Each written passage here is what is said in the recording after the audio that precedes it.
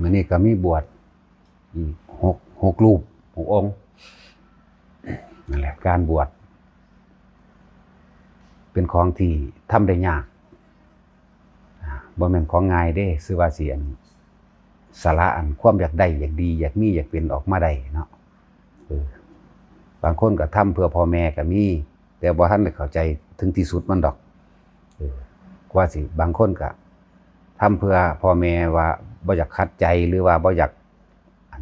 ให้พ่อให้เพิ่นได้มีดีใจพ่อให้เพิ่นได้ดีใจก็มี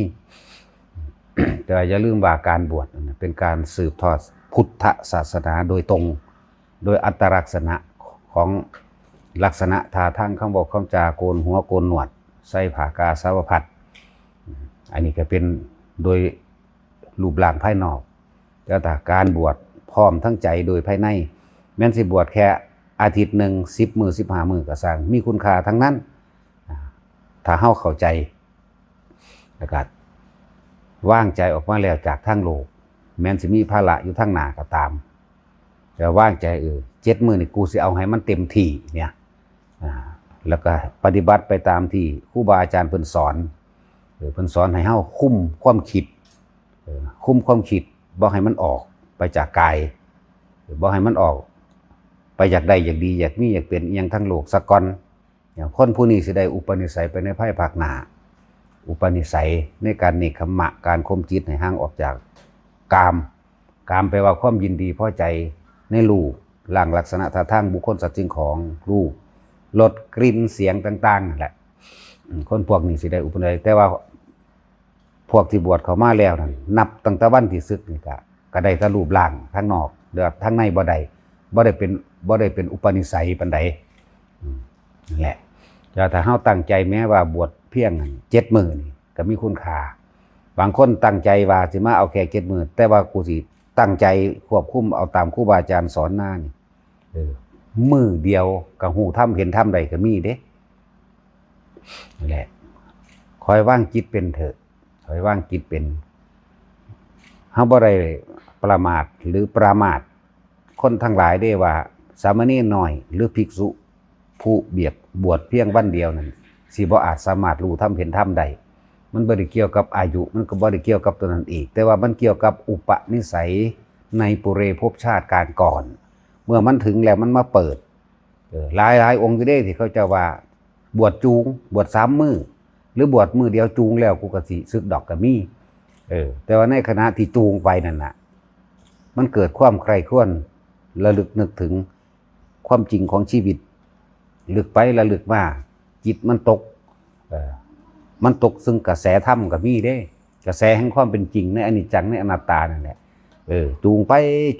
ก็นึกมาได้ทุกสิ่งทุกอย่างเนี่ยคนผู้นี้ที่เฮาจูงอยู่นี่ก็ว่าร่ำก็ว่ารวยก็ว่านั่นด้วยนี่สุดท้ายแล้วก็ต้องตายไปเห็นว่าสิเอาหยังไปได้เลยก็มีมันสินึกเข้าไปเรื่อยตกกระแสธรรมเด้กระแสแห่งพระนิพพานนั่นแหละตกกระแสตัวนั้นได้นั่นแหละจังว่าเฮาบ่ได้ประมาทหรือประมาทบุคคลผู้ใดผู้หนึ่งแม้แต่สามเณรน้อยๆบวชเพียงวันเดียวในการเคารพหมู่เราภิกษุสงฆ์ทั้งเบิดในโลกนี้ตลอดจนถึงที่สุดแห่งสามเณรน้อยๆเฮาบ่ได้ประมาทนั่นแหละบ่แม่นว่าเขาหากบวชมื้อเดียวเด้บางทีเขาล้านพรรษามาแล้วก็เป็นไปได้ดีนั่นแหละเป็นอุปนิสัยเพราะว่าจิตนี่บ่ตายบ่มีตายก็แล้วกันมันสิสั่งสมสิ่งดีหรือสิ่งเลวเท่านั้นเองตั้งใจใครดอกบัดนี้เฮาบ่ได้บวชว่าเอาตามชาวบ้านบ่ได้บวชตามประเพณีชาวบ้านส่วนมากก็คือทำตามประเพณีชาวบ้านบ่จักหยังเข้าใจว่าบวชทดแทนบุญคุณพ่อแม่หรือบวชอุทิศบุญหาบุคคลผู้ตายผู้ญาตายายลักษณะนั้น แต่ว่าการไปจัดงานบวชเข้าใจว่าทำบุญอุทิศขางัวขาควายขาหมูเป็ดไก่หอยแครงแมลงภู่ปลาเหล้าเมายารถแห่รถห้องหรือจ้างมหรสพครบงานอันเป็นพวกหมอร้องหมอล่ำทั้งหลายมานั่นแหละคิดว่าเจ้าของเฮ็ดอย่างยิ่งใหญ่สิได้บุญบ่แม่นเด้บอกให้เลยว่าลงทุนซื้อนรกล้วนๆเลยเบิดบอกให้เลยว่าบ่ได้จักอย่างน้อยๆก็บ่ได้ตั้งแต่ก่อนที่สิเฮ็ดนี่ก็คิดกันบุญไหว้แล้ว เอาผู้นั้นมาข่างัวเอาผู้นี้มาคั่วหมูเอาไปเอิ้นแม่คั่วสุดนั่นกลุ่มนี้ก็มีถกเถียงกูสั่งมันอีนั่นกลุ่มนั่นเป็นจังซั่นอีนั่นมักลักเอาผงชูรสน้ำปลาผู้ข่างัวผู้นั้นมักลักเอานั่นเอานี่เด้ที่มันวุ่นวายแต่เริ่มต้นแรกมันธรรมดาเด้อย่าไปเอิ้นมันมาหน้าผู้นั้นผู้นี้นะพุ่นงานนั่นงานนี่มันเอาสันไปมันเอาบีเอาหยังไปมีเบิดเด้ตั้งแต่เริ่มต้นแรกพุ่นเด้นั่นแหละคำว่าบุญจริงๆนั่นคือความสงบภายในจิตใจของเจ้าของเองนี่ก่อนทำในการปรึกษานี่มันก็เรียบง่ายลงไปของมันบ่มีเครื่องเล่าร้อนกังวลบ่ได้ไปกังวลว่าแม่ครัวกลุ่มนั้นสุดนั้นมันมักเอาผงชูรสน้ำปลาเด้มักเอาเบิ่งด้วยเนี่ยงานใดงานนั้นพุ่นมันจากภาคเต็มเฮือนมันอยู่พุ่นน่ะนี่ความจริงล่ะเนี่ยนี่ซ้ำนี่ก็พอแห้งแล้วนี่แล้วก็ค้นขาหมูขางัวขาควายอีกพุ่นมันเอาเนื้อสันไปกองไว้อยู่พุ่นมันเสื่องไว้นั่นนี่มีเบิดแล้วก็มายุ่งยากนำการหาเหล้าหาเบียร์หาคนมาเสิร์ฟหาเครื่องเสียงมาเปิดรถแห่อีกย่านแต่บ่ถูกใจคนเห็นบ่เป็นยังว่าลงทุนซื้อนรกพวกนั้นลงทุนอย่างใหญ่เลยแต่ว่าได้นรกเป็นที่ไปมันธรรมดาเด้แล้วก็เอาไปเต้นอยู่ไสซะบ่เอาไปเต้นอยู่ในวัดแม่นบ่ล่ะบางพวกมากินเหล้าอยู่ข้างโบสถ์นั่นล่ะสู้แซ่กันอยู่ในหันแหละบัดเฮาให้เฮาด่าว่าให้กันกูสั่งกูบ่ศรัทธาว่านั่นแหละถ้าบอกความจริงมันบ่เอาดอกนะเฮาจึงเฮ็ดแบบนี้เฮาบวชแบบบ่มีพิธีทางโลกบ่มีเลยแม้แต่พราหมณ์เอามาสวดมาสูตรหยังสิเอามาหยังภาษาจังซั่นมันสิฮู้จักแมงหยังภาษาจังซั่นแม่นบ่ล่ะเอามาผูกแขนสู้ขวัญนาคแหน่มันก็ยังบวชงูอยู่รู้จักบ่ล่ะมันบ่ได้ว่าเด้แนวจังซั่นบ่ได้สนใจเด้ของจริงของแท้เด้บ่มีประเพณีเด้บ่มีประเพณีในการบวชนะคิดเบิ่งแต่สมัยครั้งพุทธกาลโลดปัญจวัคคีย์ทั้ง5ท่านต้องเป็นภิกษุมาเถิดเนี่ยทำอันเรากล่าวดีแล้วก็บวชก็แม่นบวชล่ะพุทธังธัมมังสรณังคัจฉามิก็บวชสุดแรกก็เป็นจังซั่นแล้วบวชสุด2สุด3ไปเลยจังบวชพุทธังธัมมังสังฆังสรณังคัจฉามิถือเอาพระพุทธเจ้าเป็นที่พึ่งอันประเสริฐสูงสุดพระธรรมคือคำสอนที่พระพุทธเจ้าได้นำความรู้นั้นมาแล้วไปแล้วปฏิบัติตามแล้วจังเป็นพระสงฆ์เป็นผู้ปฏิบัติดีปฏิบัติชอบควรเอาอย่างนั่นไปจังซั่นเด้บวชหลายปานใดมีแต่คนมหาเศรษฐีได้รวยเด้ตะกี้บวชบ่เห็นว่าสิจัดมหรสพอีหยังพระโมคคัลลาภาษาลิบุตรจังสิแหมมีสมบัติพุทธเท่าใดโกฏเนี่ย80โกฏถึง80ล้านเงินเฮาคนได้เดี๋ยวนี้มันธรรมดาเด้อันนี้ก็จอพอสำใดสำหนึ่งล่ะออกทุนกันมาหาจ้างนั่นจ้างนี่แล้วก็เอาไปอวดอ้างกันซื่อๆเด้เนาะอวดอ้างกันว่าโอ้ยกูดีใจหลายทั้งเมาทั้งท่านสร้างก็ดอกกูได้บวชลูกบวชหลานว่าเด้ตัวบักมันบวชเองก็จะว่าเซ่อยู่ในโบสถ์นั่นแหละทองคำบวชก็บ่ได้ทองคำขออุปสมบทนั่นก็บ่ได้อีกเนี่ยมันเป็นโมฆะเบิดนั่นแหละจังว่าผู้ใดเห็นคุณค่าแล้วก็คุณค่าของตัวเองแน่คุณค่าของพุทธศาสนาแท้ๆอย่าไปเฮ็ดไปตามประเพณีของคนเฮ็ดตามคำสอนพุทธเจ้าโลดง่ายดีแล้วก็บ่ต้องมาเสียอีหยังมากอีกไผบ่มีเงินมาหลวงพ่อสิบวชให้ดอกมาโลดย่านแต่คนบ่มาเท่านั้นแหละ นั่นแหละแต่บ่ให้จัดพิธีผูกแขนแต่งแก่หรือเสียเคราะห์หรืออีหยังก็แล้วแต่ที่เป็นของพราหมณ์เพิ่มนั่นน่ะที่บ่เกี่ยวกับคำสอนพุทธเจ้าบ่ให้เอาเข้ามาใกล้บ่ให้เฮ็ดแนวนั้นให้เอามันเต็มโลดเอาพุทธเอาธรรมเอาสงฆ์เป็นที่พึ่งแท้ๆโลดแล้วบวชเข้ามาแล้วก็มาฟังคำสอนเพิ่นแนะนำให้เฮ็ดจังซั่นจังซี่เด้อแค่7มื้อนี่มันสิตายบ่วะเนาะหามาตลอดชีวิตเด้คนนี่หาเงินหาทองนี่หามาตลอดชีวิตอดเอาจักมื้อนึง2-3มื้อนี่7มื้อนี่มันสิตายโลดบ่เนาะนะอดเอาก็ฟังความเพิ่นก็เฮ็ดนำเพิ่นตัวนั่นแหละหลายคนตั้งจุดหมายไว้นับมื้อจังซี่ก็บ่ถูกหรือบ่เป็นบุญเป็นกุศลแก่ตนเองบ่ได้อุปนิสัยภายในอุปนิสัยของใจพี่เด้บ่ได้เป็นอุปนิสัยภายนอกแบบนั้นเด้นั่นแหละหลายอย่าง ที่เฮาบ่เข้าใจบ่มีใครกล้าเว้าเฮ็ดนำชาวบ้านอันผู้อนุญาตให้บวชหรือพาบวชบ่จักทีบจักแดนหยังเด้บ่ได้ศึกษาพระวินัยเป็นเครื่องรักษานักบวชจังซี่บ่รู้จักคือพากันเฮ็ดมาแบบใดก็เฮ็ดไปตามกันมาบ่ได้ศึกษาด้วยตนเอง ศึกษาด้วยตนเองก็กล้าหาญเด็ดเดียวเข้าไปเฮ็ดโลดแล้วสิไปย่านผู้ใดมันก็ตายคือเก่าอยู่แม่ไผก็ดีบ่ต้องไปย่านถือใจคนบ่ถือใจคนดอกว่าภาษาคนมันแปลว่าบุญแปลว่าบ้ายแม่คนบ่แม่นสัพพัญญูแม่คนบ่แม่นโลกวิทูแม่คนบ่ได้รู้แจ้งสวรรค์นรกบ่รู้จู่แจ้งพระนิพพานเด้คนนั่นแหละมันต่างกันอยู่เด้จังว่าอยากให้ทุกคนเห็นคุณค่าคำสอนพุทธเจ้านี่นิพพานเด้จุดสูงสุดนั่นน่ะหลังจากฮู้นั้นแล้วก็เกิดก่อเกี่ยวกับเมตตากรุณามุทิตาอุเบกขาฝึกตนดีแล้วจึงฝึกผู้อื่นได้แหละจังได้มีสิ่งใดซึ่งก็แบ่งปันตัวนี่ต่างหากเพิ่นก็เอา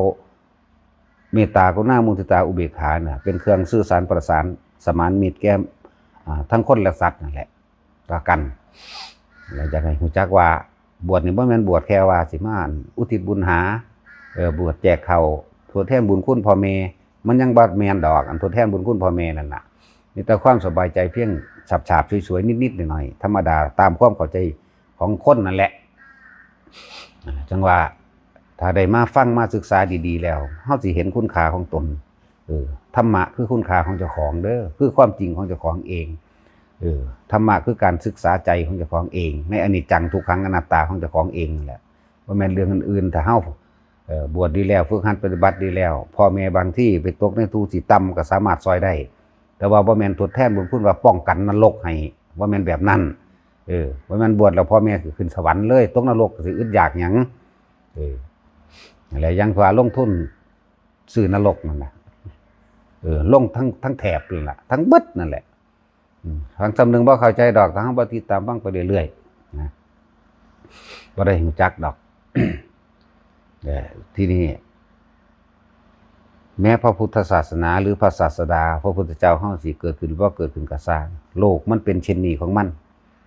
มีความเกิดขึ้นเป็นธรรมดามีความเจ็บปวดป่วยทุกข์เราร้อนกังวลเป็นธรรมดาและมีความเสื่อมแตกสลายดับเป็นธรรมดาแต่ที่สิ่งหนึ่งที่บ่ดับคือจิตใจของเฮาเองจิตตัวนี้บ่ดับบ่แตกบ่ตายเกาะกุมเอาเกี่ยวเอาตัณหาคือความอยากอุปทานคือความยึดเที่ยวเวียนว่ายตายเกิดจุดหมายของพระพุทธเจ้าเฮาจึงให้ทุกคนได้รู้ได้เห็นความจริงของโลกคือโลกนี้เป็นอนิจจังเป็นอนัตตาบ่สมควรเข้าไปยึดมั่นถือมั่นนี่ต่างหากจุดหมายที่เพิ่นนำพาให้ทุกคนมาบวชนะเพื่อสิศึกษาจิตใจตัวเองบ่ให้เขาไปยึดตัวนี้ต่างหากและให้เห็นคุณค่าเฮาบ่อาจสามารถแก้กรรมให้ไผได้ดอกแก้กรรมไผบ่ได้เฮาบ่อาจสามารถเอาปัญญาหรือลดแห่งธรรมทั้งหลายนั่นก็ให้ไผบ่ได้อีกหายใจแทนกันก็บ่ได้เด้อคิดแทนกันก็บ่ได้อีกนั่นแหละทุกสิ่งทุกอย่างอยู่ที่ตนให้ทุกคนสำนึกเข้ามาในว่าคุณค่าของพระพุทธเจ้าเฮานี่ที่เพิ่นนำพามานี่สละตัวเองมานี่มันพอแห้งแล้วให้เห็นคุณค่าของตนเองเห็นคุณค่าของธรรมก็คือเห็นคุณค่าของตน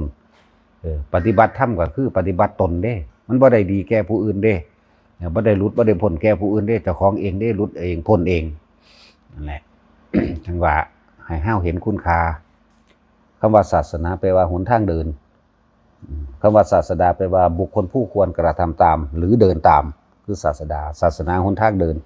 นั่นแหละเป็นสั้นศาสนาพุทธแปลว่ารู้บัดนี้มันก็ต้องรู้หลายๆอย่างรู้อนิจจังรู้อนัตตานั่นแหละรวมลงไปแล้วก็ดีแต่ผู้ใดบ่ยึดก็จะเอาทุกข์มาจากไสสำหรับมีผู้เพิ่นถามผู้สิเพิ่นจาริกหรือว่าเดินทางธุดงค์ไปตามที่ต่างๆคำว่าธุดงค์นั่นน่ะแปลว่าข่มกิเลสแปลว่าขจัดกิเลสอยู่แล้วศัพท์เฮาใส่ร่วมๆเรียกว่าธุดงค์น่ะเห็นพายางไปนำทางก็ว่าธุดงค์บาลีแท้ๆเอาว่าจาริกแปลว่าผู้เที่ยวไปสมมุติว่าเฮาสิไปสกลนครเฮาสิไปภูเขาลูกนั้นลูกนี้ควรวางจิตแบบใดหลายๆคนไปตั้งจุดหมายไว้ฟ้าวย่างไปมันไปถึงทำนั่นทำนี่ตามที่ของตั้งใจไว้เด้อันนั้นผิดเด้อวางจิตผิดแล้วเฮาตั้งจุดหมายไว้อยู่อ้าวกูสิไปทำพระเวทล่ะเนี่ยตั้งไว้ปุ๊บแล้วก็ตัดออกลืมซะอันจุดหมายที่ไว้ตั้งไว้ขอให้อยู่ในปัจจุบันอยู่ในปัจจุบันโดยกายอยู่ในลมหายใจนี่อยู่ในเวทนาอยู่ในความรู้สึกแห่งตนเองนี่พิจารณาใครควรอยู่ในความรู้สึกพอใจอะไรบ่พอใจเป็นเหตุเป็นปัจจัยให้เกิดภพในของเองนี่กายเวทนาจิตก็คือควบคุม บ่ให้ความคิดมันแล่นไปพุ่นแล่นไปพี่แล้วเอิ้นว่าอยู่ในปัจจุบันโดยกายโดยเวทนาโดยจิตนั่นแหละคือธรรมให้อยู่ตรงนี้ให้อยู่ในปัจจุบันขณะบ่แม่นว่าฟ้าวย่างไปเบิกรถไปตามทางให้อยู่ในปัจจุบันปัจจุบันคือลมเข้าออกปัจจุบันคือความรู้สึกตัวทั่วพร้อมของเจ้าของเองนั่นแหละบ่แม่นว่าไปตั้งจุดหมายฟ้าวไปมันถึงจุดหมายอย่าลืมว่าตายระหว่างกลางทางนั้นมันก็ไปมองหันสะก่อนจิตตัวนั้น